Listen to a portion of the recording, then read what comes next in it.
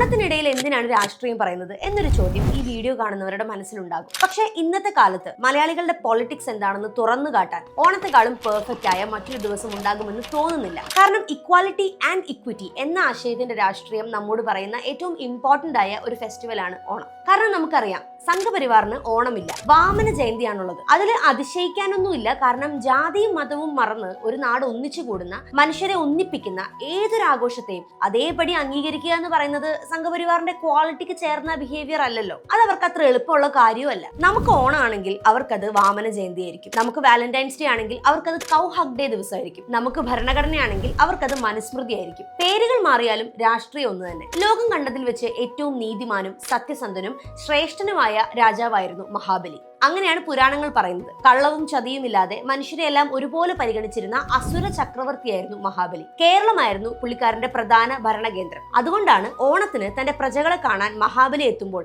പുള്ളിക്കാരൻ വളരെ ഹാപ്പി ആയിരിക്കണം എന്ന കാര്യത്തിൽ മലയാളികൾക്ക് ഇത്ര നിർബന്ധം. അദ്ദേഹം ഭരിച്ചിരുന്ന കാലത്ത് കേരളത്തിൽ മനുഷ്യരെല്ലാവരും തുല്യരായിരുന്നുവെന്നാണ് ഐതിഹ്യം. അതുകൊണ്ട് തന്നെയാണ് എല്ലാ ദുരിതങ്ങൾക്കും ഒരു ബ്രേക്ക് കൊടുത്ത് മലയാളികൾ ഓണം ആഘോഷിക്കുന്നത്. കാണം വിറ്റും ഓണം ഉണ്ണണം എന്ന് മലയാളികൾ പറയുന്നതിന്റെ കാരണവും ഇത് തന്നെയാണ്. ഓണവുമായി ബന്ധപ്പെട്ട് മഹാബലിക്ക് പകരം വാമന സങ്കല്പത്തെ മുന്നോട്ട് വെക്കുവാനുള്ള സംഘപരിവാറിന്റെ ശ്രമങ്ങൾ ഇന്നോ ഇന്നലെയോ തുടങ്ങിയതല്ല.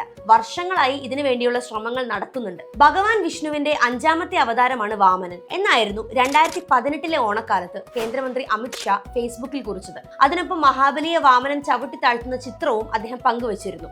അതേ വർഷം RSSന്റെ മുഖപത്രത്തിൽ വാമന ജയന്തിയെ കുറിച്ച് വന്ന ഒരു ലേഖനം വലിയ വിവാദമായതിന് പിന്നാലെയായിരുന്നു ഈ പോസ്റ്റ്. മഹാബലി ഐശ്വര്യത്തിൽ അഹങ്കരിച്ചിരുന്ന രാജാവായിരുന്നുവെന്നും ആ അഹങ്കാരം മാറ്റി അദ്ദേഹത്തെ അനുഗ്രഹിക്കുകയാണ് വാമനൻ ചെയ്തതെന്നും മഹാബലിയെ ഓർക്കുന്നതിന് പകരം വാമനനെയാണ് അനുസ്മരിക്കേണ്ടതെന്നുമായിരുന്നു ആ ലേഖനത്തിൽ പറഞ്ഞിരുന്നത്. സത്യത്തിൽ യുക്തിവാദികൾക്കും നിരീശ്വരവാദികൾക്കും ഈ കഥകളൊന്നും അക്ഷരാർത്ഥത്തിൽ അംഗീകരിക്കാൻ കഴിയില്ല. ഇതൊക്കെ വെറും ഫാന്റസി അല്ലേ, ഫിസിക്സിന്റെ നിയമങ്ങളെയൊക്കെ വെല്ലുവിളിക്കുന്ന കഥകളല്ലേ എന്നൊക്കെയുള്ള വളരെ വാലിഡായ വാദങ്ങളും ഈ ഐതിഹ്യങ്ങൾക്കെതിരെ ഉണ്ട്. പക്ഷെ ഈ കഥകളെ വെറും ഫാന്റസിയായി തള്ളിക്കളയുന്നതിനപ്പുറത്തേക്ക് അവയ്ക്കുള്ളിലെ രാഷ്ട്രീയം നമ്മൾ കാര്യമായി പരിശോധിക്കണം. കാരണം ഈ ഐതിഹ്യങ്ങളിൽ പോലും കറുത്തവന്റെയും വെളുത്തവന്റെയും ശുദ്ധിയുടെയും അശുദ്ധിയുടെയും മേലാളന്റെയും കീഴാളന്റെയും ജാതിയുടെയും അധികാരത്തിന്റെയും രാഷ്ട്രീയം കൃത്യമായി ഒളിഞ്ഞു കിടക്കുന്നുണ്ട്. അതുകൊണ്ട് തന്നെ ഈ കഥകൾ സത്യമാണോ കെട്ടുകഥയാണോ എന്നതല്ല ചോദ്യം. ഈ കഥകളിലൂടെ ആരെയാണ് മഹത്വവൽക്കരിക്കുന്നത്, ആരെയാണ് താഴ്ത്തിക്കെട്ടുന്നത്, എന്ത് തരം സാമൂഹിക വ്യവസ്ഥയാണ് മുന്നോട്ട് വെക്കേണ്ടത്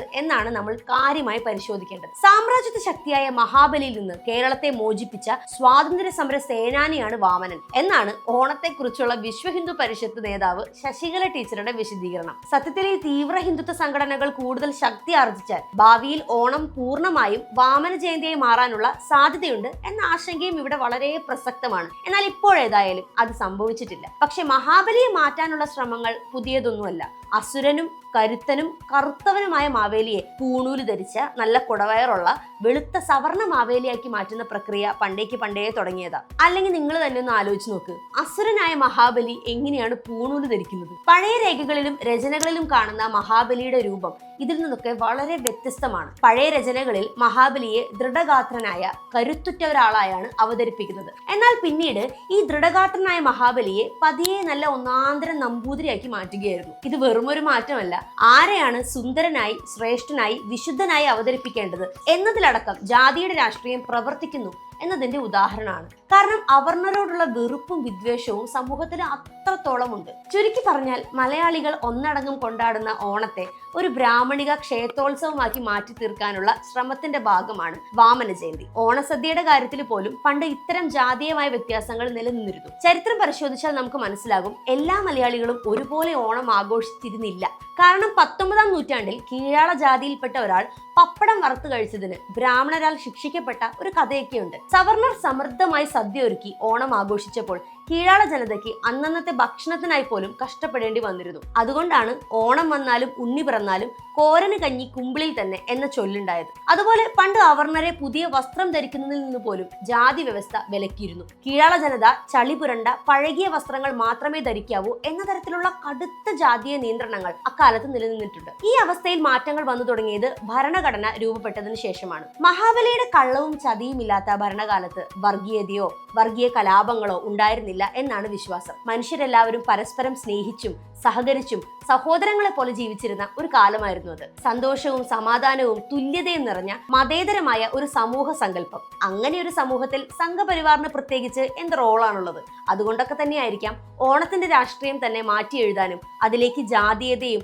വർഗീയതയും വിഭജനവും കൊണ്ടുവരാൻ അവർ ശ്രമിക്കുന്നത്. എല്ലാവരും ഒരുപോലെ ജീവിച്ചിരുന്ന ഒരു കാലത്തിന്റെ ഓർമ്മയിൽ മഹാബലി തന്റെ നാട് കാണാൻ തിരിച്ചെത്തുന്ന സങ്കല്പം അവർക്ക് ദഹിക്കാത്തതും അതുകൊണ്ടൊക്കെ തന്നെയാണ്. ഒന്നിപ്പിക്കുന്ന മഹാബലിയേക്കാൾ ചവിട്ടി താഴ്ത്തുന്ന വാമനന്റെ രാഷ്ട്രീയമാണ് അവർക്ക് കൂടുതൽ പരിചയം. മഹാബലിയെ നമ്പൂതിരിയാക്കുമ്പോൾ യഥാർത്ഥത്തിൽ ഇല്ലാതാക്കപ്പെടുന്നത് ഇവിടുത്തെ അടിസ്ഥാന ജനതയുടെ പാരമ്പര്യവും ചരിത്രവുമാണ്. വഴി നടക്കാൻ അനുവദിക്കാതിരുന്ന, വിദ്യാഭ്യാസം നേടാൻ അനുവദിക്കാതിരുന്ന, മാറുമറയ്ക്കാൻ പോലും അവകാശം നിഷേധിച്ച, നല്ല ഭക്ഷണം കഴിക്കുന്നതിൽ നിന്ന് പോലും നിയന്ത്രണങ്ങൾ ഏർപ്പെടുത്തിയ, മനുഷ്യരെ അടിമകളാക്കി അടക്കി ഭരിച്ചിരുന്ന ഒരു ജാതി വ്യവസ്ഥയുടെ ചരിത്രം നമുക്കുണ്ട്. അതിന്റെ മറുവശത്ത് മനുഷ്യരെ എല്ലാവരെയും ഒരുപോലെ പരിഗണിച്ചിരുന്ന ഒരു അസുര രാജാവിന്റെ കഥയുമുണ്ട്. അതാണ് മഹാബലിയുടെ കഥ. ഓണം വെറും ഒരു ആഘോഷമല്ല, കൂട്ടായ്മയുടെയും സമത്വത്തിന്റെയും ആഘോഷമാണ്. അതുകൊണ്ട് തന്നെ മഹാബലിയെ സവർണരാക്കാൻ നമ്മൾ മലയാളികൾ കൂട്ടുനിൽക്കരുത്. എല്ലാവർക്കും ഹൃദയം നിറഞ്ഞ ഓണാശംസകൾ.